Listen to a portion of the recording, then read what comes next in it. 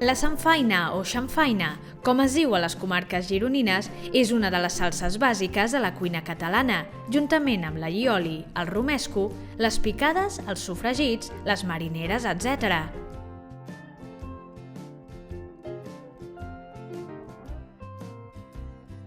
S'assembla molt al pisto espanyol o la ratatouille francesa.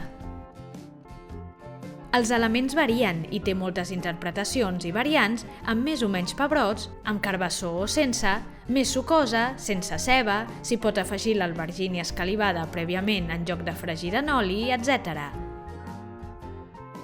És important, però, que la frescor dels productes sigui l'òptima. Una albergínia massa vella ens pot amargar la samfaina, sobretot si hi posem la pell. Hi ha qui afegeix un pols de pebre blanc o negre per donar un toc de picantor o qui hi afegeix una cullerada de sucre si els tomàquets són àcids. Si hi poseu carbassons, han de ser tendres i sense granes. Utilitzeu-la com a guarnició o com a base per a guisats, tant de carn com de peix.